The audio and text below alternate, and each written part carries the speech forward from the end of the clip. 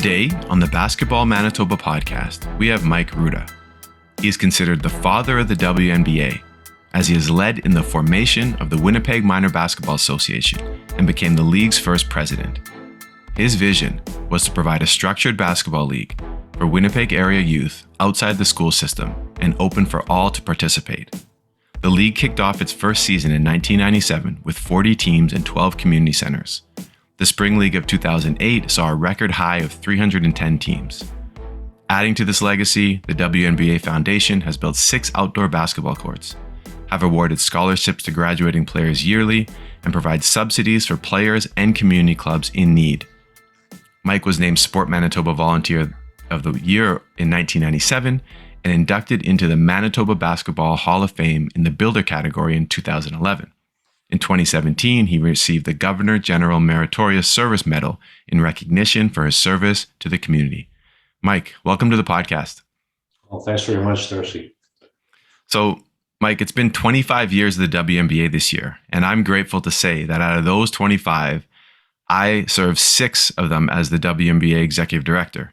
So now those 6 years taught me so much, and it helped me propel my career, and I have so many great memories. So I guess I owe you a thanks, because if you didn't have that vision all those years ago, I wouldn't be sitting here and I wouldn't be able to say that. So I guess the first question I have is, how does it feel to hear me say that and realize that there are probably thousands of other people out there that you've never met, but you've affected through that vision starting the league 25 years ago? You know, Darcy, it's a real warm feeling. I've got to be honest. It's our organization is based on volunteers, and certainly there's been a lot of people involved, including yourself and other executive directors, Adam Wedlake being our first. And it's we've had terrific people involved, and we're really, really grateful for everybody's participation. Yeah, absolutely. So I do want to, we're obviously going to talk a lot about the WNBA in this conversation here because it is a 25-year anniversary. But I did want to start kind of with your personal story because, you obviously went at some point and you said, look, we're going to start a league. But way back, you obviously played basketball at some point or you enjoyed the game. So tell me, how did you get involved in the game of basketball? Where did you start playing it? Who introduced you to the game? You know, that's, well, I got to be honest, right from the start. I was playing basketball at junior high, as you know, in high school at Garden City Collegiate. And you know what, I had a portion of the bench, the end of the bench where I sat. And because I wasn't a good basketball player, honestly, I loved the game, but there were so many other very good basketball players in Garden City at the time that I was cheering from the bench. But and from that experience, I really I saw a significant need for people to be able to participate. In Garden City, I also started refereeing, and with Fred Heaton and these are names from the past. That he was a teacher at Garden City and a basketball referee, and Rod Pepler, who was involved, and I started refereeing going through university as a referee, and moved into those dynamics as opposed to playing basketball.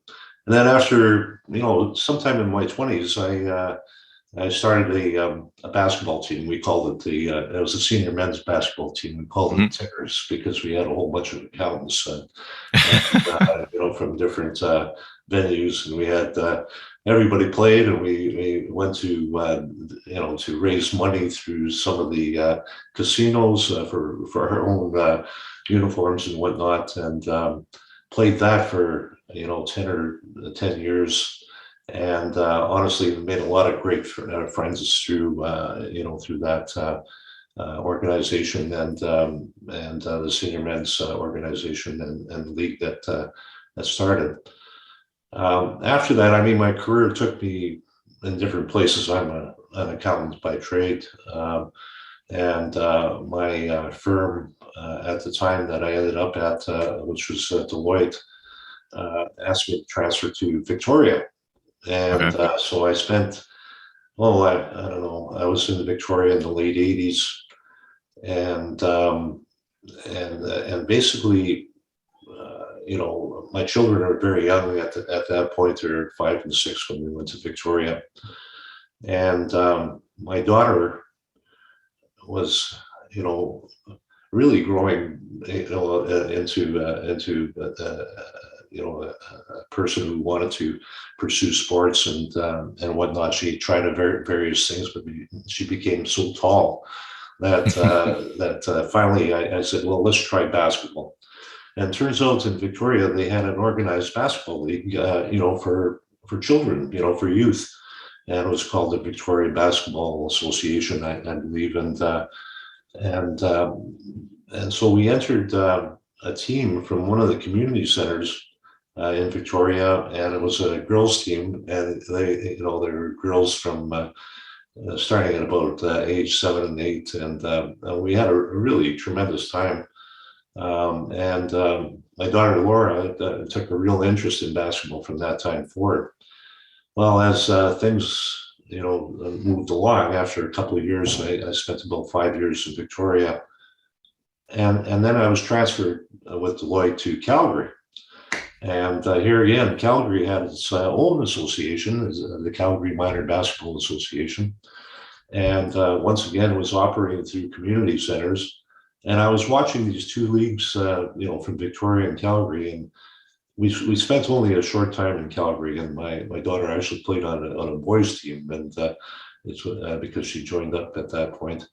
But after looking at that and saying, well, my time for being with Deloitte had kind of ended, and I wanted to transfer back to Winnipeg, and I was coming back to an opportunity in Winnipeg. But I said, I phoned Adam Wedlake. I still remember actually that fateful day. I phoned down to Basketball Manitoba, and Adam answered the call, and I said, well, we're coming back to Winnipeg. My daughter wants to play. Is there a minor basketball league that's being set up there? And he said, no. I says, oh, really? So I said, well, what if I start one?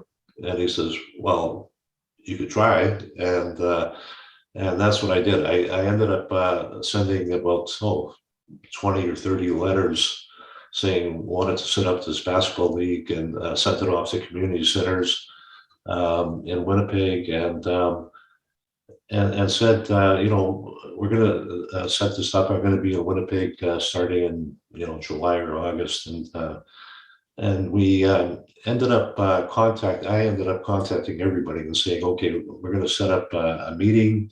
I'd like you to come down and listen to the concept. But before then, I appeared with Adam in front of the board of Basketball Manitoba and said, look, I'd like to try this. And after some discussions and some different angles, we finally came to a conclusion, and they were supportive of us moving forward, on a basis of looking at it on a go-forward basis.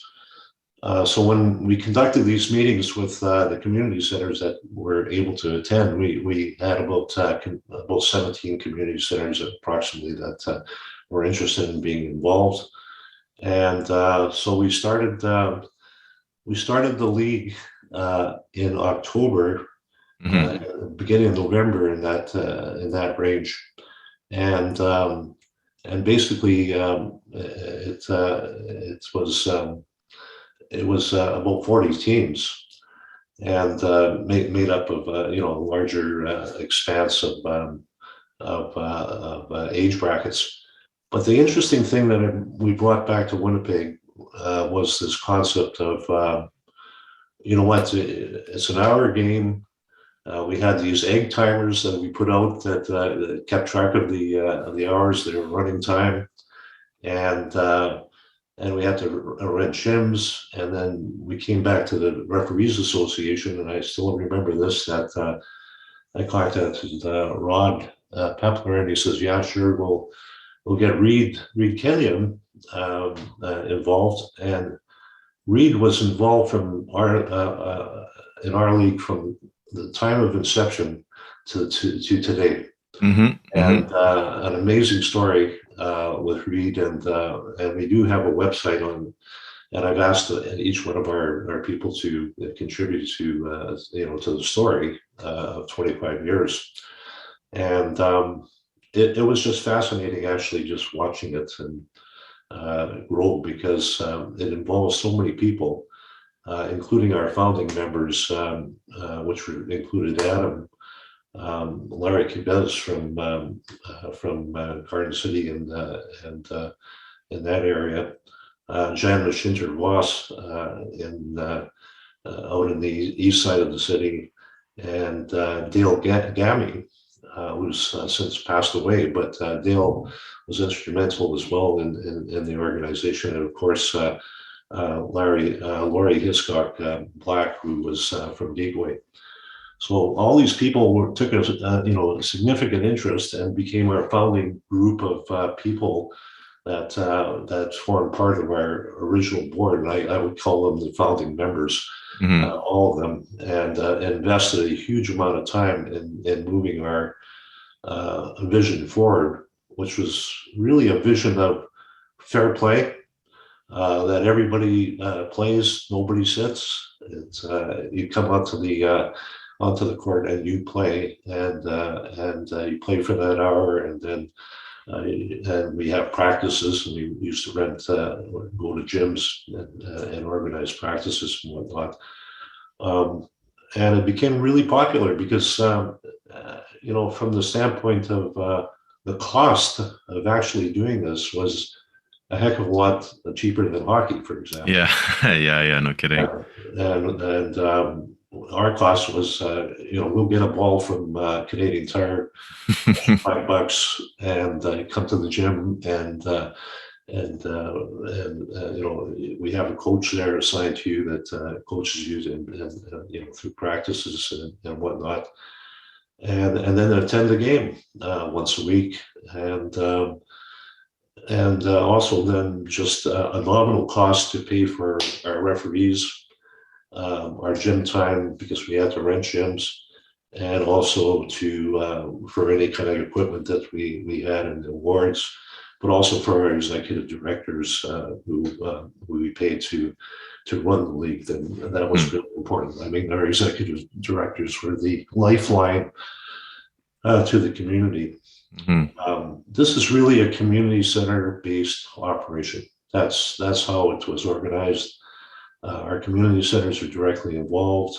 Our conveners are, volunteers. Our coaches are volunteers, and we've got participants coming. We're trying to calculate that. I think Adam was helping me with that, but I think about over 20,000 kids have gone through our program. Yeah. Over the years, and our volunteers number in the thousands, because we've had volunteer coaches and conveners and people who've taken a real interest in the league and promoted it. So, yeah. Anyway, that's kind of a long story.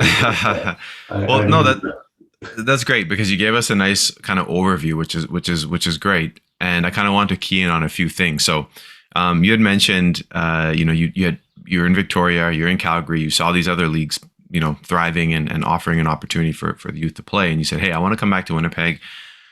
I want to do this in Winnipeg. Now, you had mentioned you had that conversation. You called up Basketball Manitoba and you had that conversation with Adam. But if I take it back a step, you probably had a conversation with your wife, with your children, with a family member, and saying, look, I think I want to do this. Do you remember that moment when you actually decided, look, actually, this needs to happen, and I'm going to be the one that does it? My wife Karen, who's since passed away, but she was very instrumental and supportive. We wanted something for. It started with we wanted something for our daughter to participate in, because she enjoyed the sport so much, and I said to Karen, look, there's nothing there in Winnipeg at this point. I'd like to start something and allow her and other children to participate and enjoy the sport of basketball at an early stage, because we started really at 5, 6, 7, in that range, and when the range of that has gone up to our youth at senior levels and at age 18 and plus. So yeah, no, I mean, it was a family investment, and my dad was involved. I Absolutely. tell you, I had him as gym supervisor for that. I need you to come out, and my son got involved by playing and also refereeing. Yep. Became a referee, and Mhm. you can see it was a family involvement all the way through. And my wife Yeah. was extremely supportive. I mean, my daughter was just delighted to be able to play again. So Absolutely. So then, and that totally makes sense. I mean, the volunteers are so key. But you had mentioned you sent out letters to the leagues, to the community centers, and you said, "I want to do this." But there must have been some opposition, right? Like other sports, people saying, "Hey, you can't do this," or it's going to conflict with other things. So what was some of that opposition, I guess, and how did you kind of break through and convince people? Say, "Look, no, this is a good idea." When did you get that buy-in? What was, I guess, what was the thing that got people to say, "Hey, I actually think this is a really good idea"? it was a journey, honestly. I mean, I don't think the hockey and soccer groups were concerned. I mean, they had such there's I mean, hockey is a big sport in Canada, and Yep. soccer turned out has really blossomed and become actually the second largest sport, if not the first largest sport in Winnipeg for sure. Hmm. I would consider us as being the third largest sport in Winnipeg. But yeah, I mean, first of all, people didn't have the same vision as I was bringing from Victoria and Calgary, as I Hmm. watched it operate, and basically it was a full court concept, and which has evolved since then for the smaller children to a more developmental type thing, which was a good evolution. But yeah, from the beginning, it was, well, no, you can't do that, and it won't come off. It's not going to be good. Well, I just basically said, well, okay, thanks very much, but we're going to do it, and and we're going to take off, and so the convincing came when we had the founding members. Honestly, the founding members said, gathered around you. You've got to divide and conquer sort of thing is bring people who have that vision to share the vision with you, and then Hmm. spread the vision outside of me. It was a vision of all who were involved, and informing the board after that around the founding members. The board involved a whole range of commuters from different communities, centers like Jim Wolfe and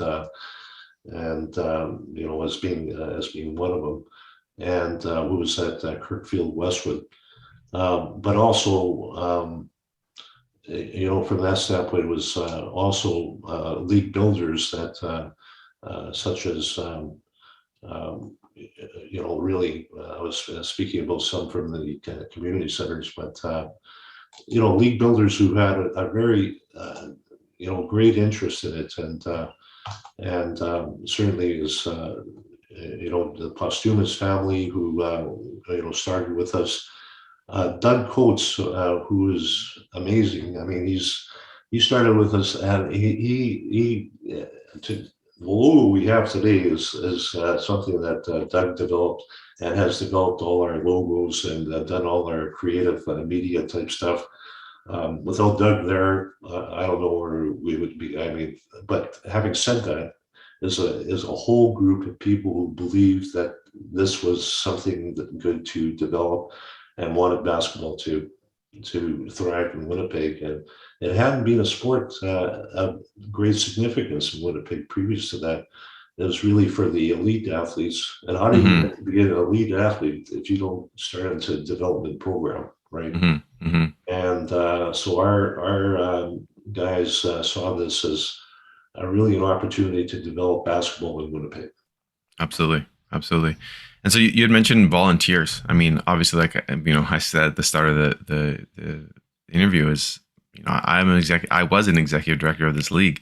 So I know how important volunteers are to operate the league. But early on in the league, and so the league has changed throughout the years, but I was told earlier on before I started that the league actually had gym supervisors, but those were also volunteers. Was that correct? At the beginning, At the yes. beginning, right? Yes. Yeah, at the beginning. But it became evident that we had to pay gym supervisors to be there, and because you wanted the thing properly organized and whatnot, and Hmm. we were having volunteers like actual family members sitting at the clock and Yeah. writing scores and everything like Yeah. that, and it's look at it, everything is competitive. People like to compete, and but on the other hand, they want to have a fair opportunity for their children to participate. Mhm. Uh, we asked people to volunteer, and certainly they did to the best of their ability. But when Mhm. you have, you paid for somebody to be there all the time and keep the gyms organized, keep everything going, keep on time, keep the referees going. It's worth every dollar having that Absolutely. vision. Yeah. Absolutely. And what's interesting is, through officiating, through offering opportunities for gym supervisors, through offering volunteer opportunities to coaches, I think that's the one thing that the league, one of the many things that the league has done is it's actually expanded opportunity for people to get involved in basketball. So it's not just playing, right? Because I know personally people who have coached are coaching at the university level. Some of them head coaches and assistants that are paid that started off at the WNBA. They got their start there. That was the first time they coached a game, and the same can be said for officials, right? And then now looking at people who are gym supervisors, they typically, at least in my time, a large number of them were basketball people. And they played in the league, some of them, right? And so now it's like, hey, I'm not playing in the league anymore, but I go to university, and this is a great job because I get to stay involved in the game. And so I think that's something that the league, people don't think about that, but it's without the league there, there would be less people involved, just generally speaking. And and I'm not even mentioning this league isn't about that, but the amount of leagues that have since came about because of the WNBA, right? And the WNBA is still there, and there's all this opportunity, and that all started with the WNBA. Just that, saying, hey, we want to do this, and then so all this basketball activity has started, and it's essentially the pillar, I would say, of youth basketball is the WNBA in Winnipeg. And then beyond that, the scope just kind of extends out beyond that. So it's very interesting. I'm curious to see some of the ideas you have for this 25-year anniversary. You had mentioned Reed Kenyon, who I've of course worked with. He was, the lead referee, the signer. And he's been there since day one, and I believe he's still there, Mhm. right? So Yeah. there's all these stories. Did you say that you kind of had a story about Reed or something? I wasn't quite sure. You had mentioned something. Well, not specific. I mean, Reed's a great guy. Number one, Yeah. I got nothing but great things to say and about Reed and his organization. But you're absolutely right, Darcy. I mean, the spin-off into all levels of our organization, like John Giesbrecht, who was coach of the Mhm. year, Yep. and we had an award, the Bruce Russell Award for coaching. Mhm. John was coach of the year one year, and has since gone out into my understanding into more international level coaching, and Mhm. made a career of that. Absolutely. We just recently got our Westman just hired to take on the Westman ladies basketball Mhm. team. Weston Cox, who's also been involved. Yep.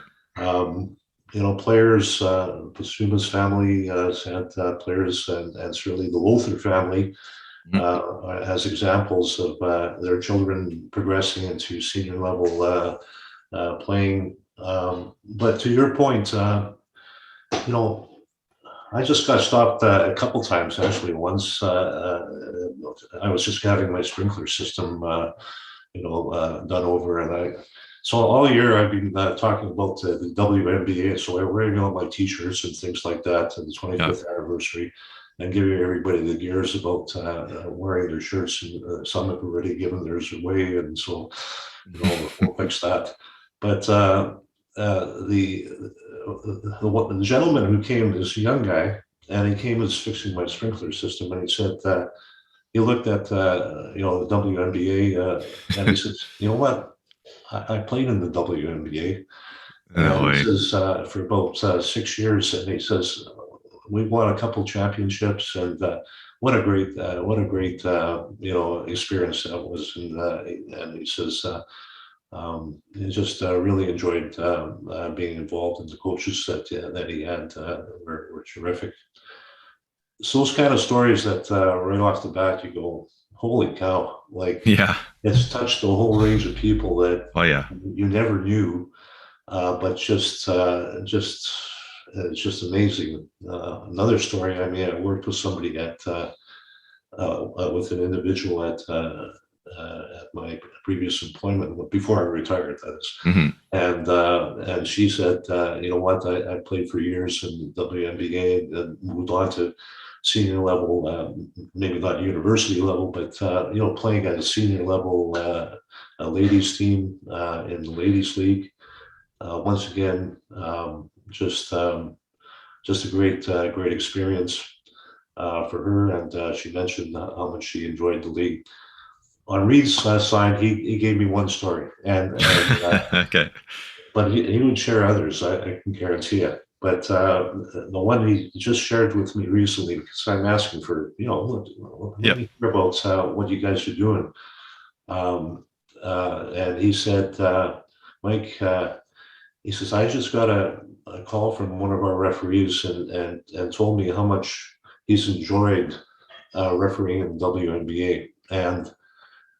And he's a senior referee, but he takes the time to stop play, or and take the youth aside and say, "Hey, this is how you play the game." I mean, he did something here that I wouldn't, that you should do differently, and this is why I made that call, and things like that.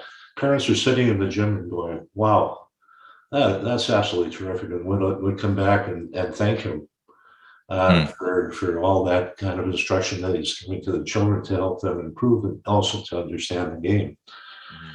Those children are going to come back and, to your point, coach, organize, be involved in refereeing. To your point, gym supervision, being involved in the league through university. I put myself through the university by refereeing, Yep. and that was a great experience because I love the game so much. But one other story I want to tell you, though, our conveners, and it was a story that actually it just strikes you at the heart, because and it was from Brent Amos at Dakota. Mhm. Yep. And Know Brent very well. to me, is one of the one of our first conveners, together with several others. But he said to me, Mike, he says, I coached this young man for several years. And over that period of time, he enjoyed the coaching and everything like that. We became, really close. He says he just got married, and he asked me to officiate his wedding. No way. Yeah, yeah. And here's the tie-in with coaches and people and Winnipeggers. And honestly, I shared that with our whole anniversary committee, and everybody went, wow.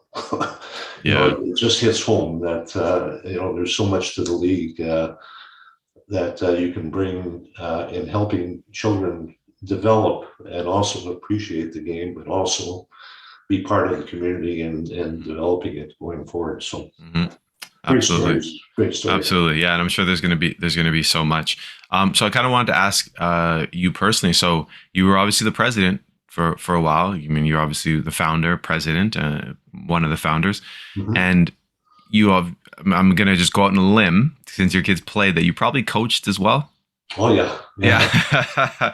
So I don't want to ask you a specific question. You'll get to dictate kind of what you say from this point. But I brought all those things up simply because I was wondering what your maybe greatest or most significant memory or win. Not, I don't mean win on the basketball court, but like as a president, it could have been a creation of something new.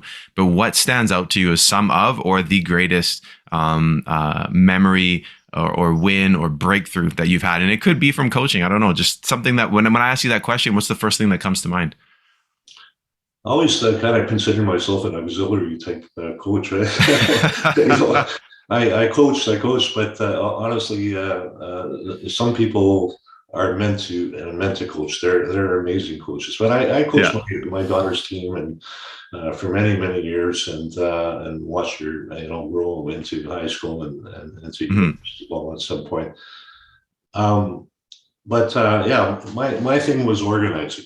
Yes. I liked that, and so the fact that we were able to organize this, it took it to next steps. And one of the most amazing step for me was we were involved with the Wedlake family. I mean, Bill Wedlake, who's the director of sports at the University of Winnipeg.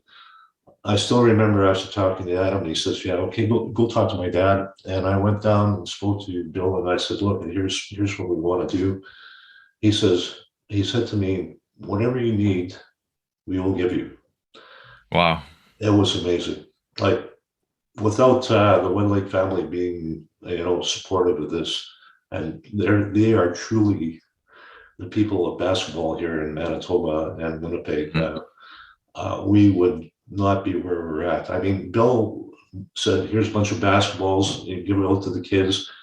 You know what? For the first 6 months to a year, we're giving you all the courts over the weekend at the university, and you can run games through there without cost, and then also set up the Westman Classic for us in the initial years. You probably remember that, Darcy.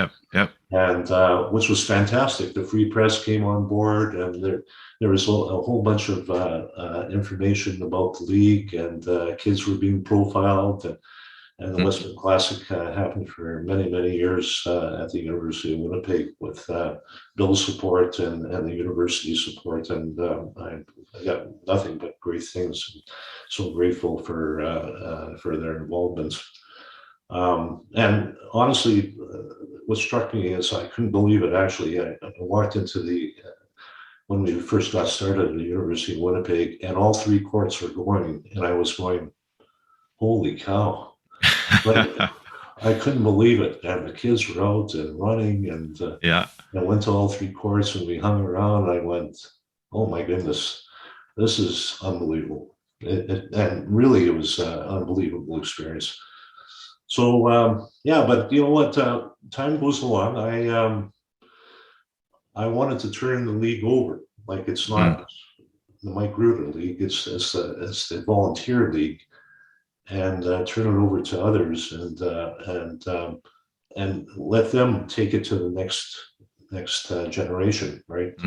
So we did. Dwight McNeil took over from me as president.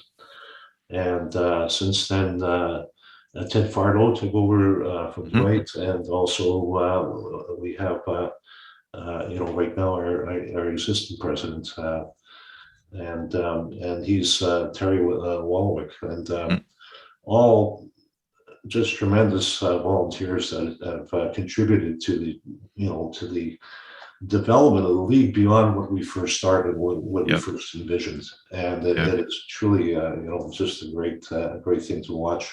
What I ended up doing with those, I figured, well, okay, so I want to move it along, but there's a story in our 25th anniversary WMBA thing where I'm walking behind what's going on collegiate, where I lived in Garden City. And here's this rim and backboard, and the pole is like tilted over, and the surface is all chipped up. It's and I said, "This is terrible." How do you play basketball on that? You can't. And it was empty, right? Nobody was playing, and so with others, we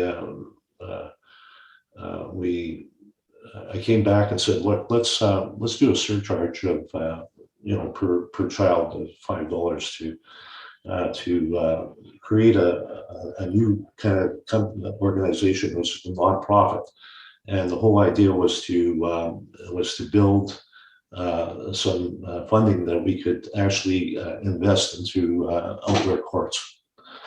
And so that's been what I've been doing for the last little while. Ted was amazing. We went to Prairie Architects to have to build the courts, according to Manitoba soil conditions. So the amazing thing about those courts is, well, first of all, we sunk about 18 inches deep and put an aggregate, and then we put the asphalt on top, and then a Mondo surface so that kids look and they come to color.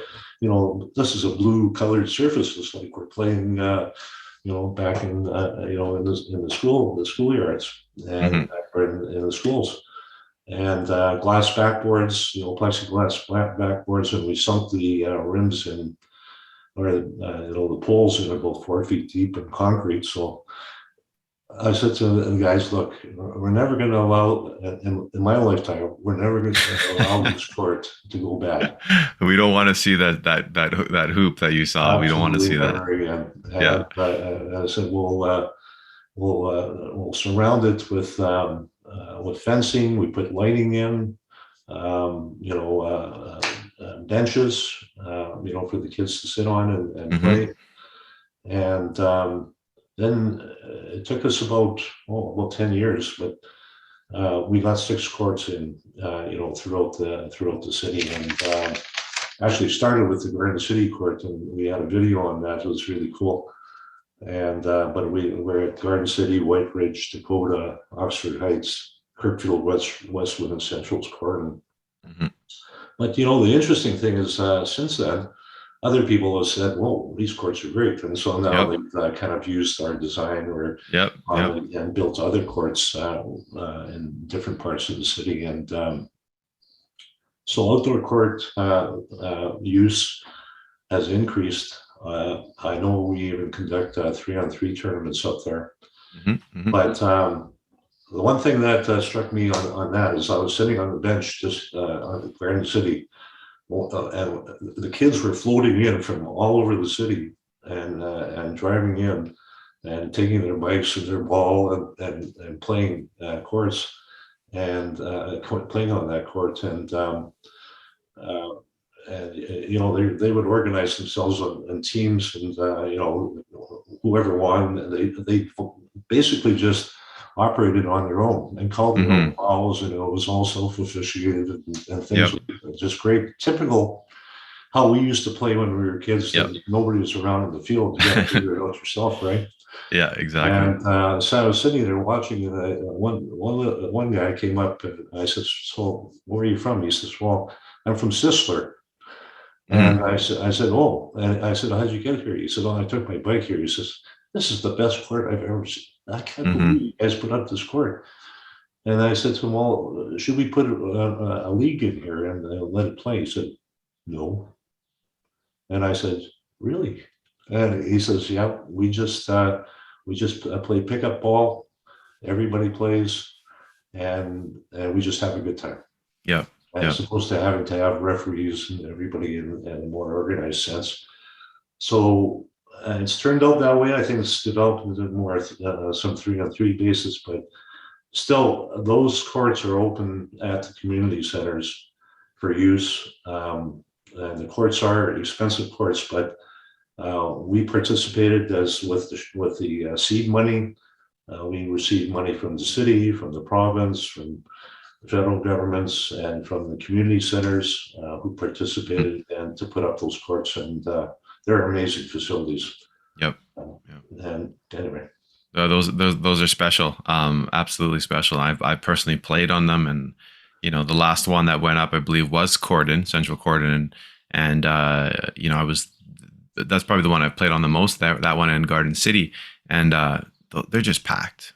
They're absolutely packed all the time, and people just love it. And it's interesting because if you before these WMBA courts, you go to other cities or you go to the United States, and you'd see this was like the norm.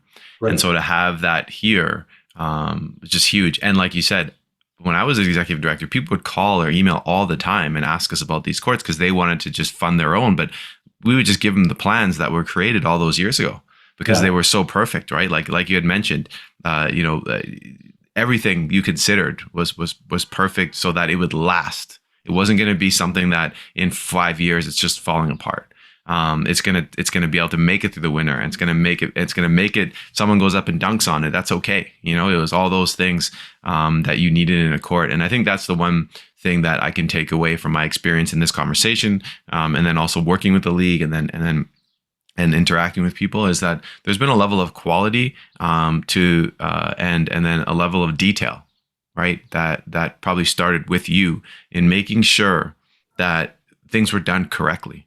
Because you can start something and it could have success, but if you don't take care of those small details, if you don't make sure the hoop doesn't fall over right after 5 years, then and then you're not considering those things at the start, then that's when you end up in these situations down the line where things start falling apart, they start unraveling. And I think that's because even when I was there, the league had a handbook. And some of those things from that handbook, of course, it expanded or changed, but some of those things were probably there from some of the beginnings of the league. And I think that's what's so important. And that's why I'm so fortunate to be interviewing you, because I think that's kind of the focus that you've brought to the league. Making sure it's done right, making sure that the right people were involved, right, making sure that the right steps were taken, and then having the vision. Right. I think that's huge. And so you did talk about the courts. I know you mentioned earlier the WMBA Foundation is what you were talking about specifically. Scholarships was another thing. We would give out scholarships as well at the end of the year. So the league has just done so much. And I can't even begin to kind of go into, there's so many different stories and things. But before we go, I did want you to kind of just touch briefly on maybe some of the plans for the 25th anniversary. I know you said you're collecting stories. What other initiatives and things are going to be taking place? Well, we've been working on a few things. First of all, Hoop Fest. Hoop Fest is a big thing for the younger kids, and so the pandemic and COVID has really sent us for a loop, and sent all sports for a loop over the last couple of years. So the guys are just getting up and running and starting to go forward with that. But Hoop Fest. What we're going to do is we're hoping to get to through venues like this with our media and yourself on this as well. Darcy is to organize the Hoop Fest maybe into the fall session after fall registration in October. And so at that point in October, we'd offer Hoop Fest. We've already got the Sports for Life facility reserved for that purpose, but also a skills competition for our older kids. And the skills competition would be in that October timeframe as well. And then the Super Coaches Clinic, we're hoping to have a few people of note from the WMBA who participated, being offering their insight at the Coaches Clinic. We're also, you got to be careful because we have this anniversary committee. We're trying to get as many volunteers involved as well, but we're looking at offering a training session for our female participants and youth. Over the years, we've had just a great program. Girl She's Got Game that started off, and wow, all of a sudden all the young ladies came in, and with the NBA and the WNBA being prominent, it's really great to see our female athletes join up.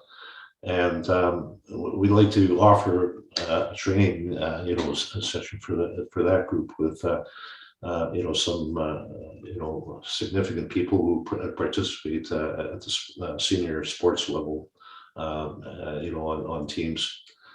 And Then, we're trying to do something with I'm going to be talking to the University of Winnipeg again to see if we can do something at Christmas with them, which should be honoring our game and WMBA at that point. Mm-hmm. And that'll be the year. I think the next year as well, there, maybe a 3-on-3 tournament or something like that we could bring to bear. Really is continue supporting the league and profiling it in our community and being supportive of basketball. Mm-hmm. And I think our board and the people who are involved are doing an amazing job and amazing volunteers. And in terms of the foundation, though, I think one of the things we want to do is we've put money aside to keep those courts in pristine condition. Mm-hmm. So that going forward, we put in some money in one of the courts, at least this year, to make improvements so that it's always in good condition. So we've got that set aside, but now we're going to be looking at other opportunities, which might be, for example, indoor court facilities, like helping some of the community centers, because it's more difficult with the pandemic getting into the schools. Yep. So we'll have to start trying to take care of ourselves that way in a different manner. And part of that might be in partnership with other sports. So we'll have to be thinking those kind of things. Anyway, I mean, that's kind of our plans. And Doug's developed a 25th anniversary logo that I saw that. Some shirts and getting them out to our people, and it's going to be a lot of fun. Absolutely. Looking forward to it. So we're going to wrap up right away. I think I have one last question. Now, typically not typically, I ask advice at the end of every interview.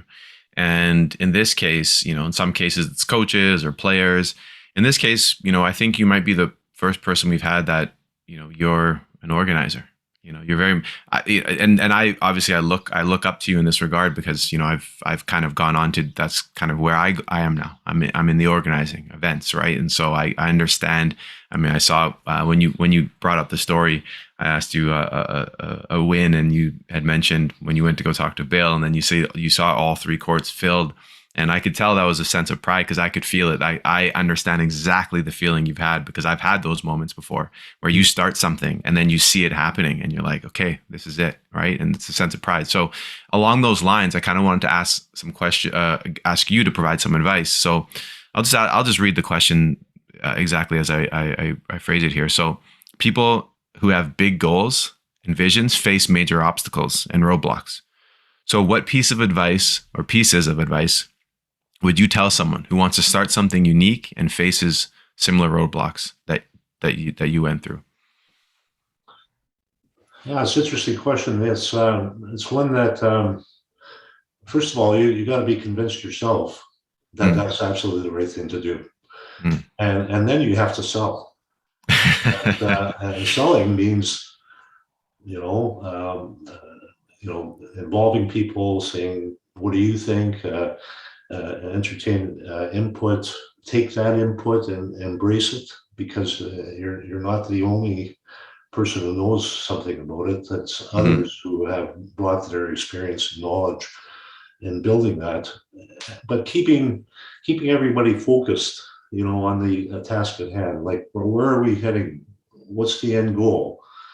And at the end of the day, how do you get there? Sometimes, it's a zigzag. But you do get there. It may take longer than you thought. We thought we were going to build those courts in 1 year. It took 10 years. So we got 6 courts. And so it's really staying to the, keeping to the point, watching the vision, bringing people in to embrace the vision, and then listening to all the people who have to contribute. And that's what we've done. We've listened to everybody who's contributing to take us in directions that help the youth of our community. That's where we're at. We want the youth of our community to be involved. It's a great sport. We're proud to be associated with it, and I just so rewarding to watch kids play, and Absolutely. also to be not to be sitting but active. So, and it goes back to my first your first question. I was sitting on the bench. There's nobody going to be sitting on the bench in the WMBA. Yeah. Yeah, unless they're resting. That's just after they're sitting on the bench because they just came off or they're about to go on. That's right. Absolutely. Exactly. Yeah. Absolutely. Yeah. Okay, well, Mike, I think we're going to wrap it up there. I appreciate you taking the time. Good luck with the planning for the 25th anniversary. I'm hoping that I'm in town so that I can partake or help out in some of these events. And yes, I appreciate you. Darcy, thanks so much for the interview. And yes, we look forward to you being in town for us and participating. That would be great to see you. Perfect. Okay, you take care, Mike. Thank you. You too. All right. Bye-bye. Yeah. Bye-bye.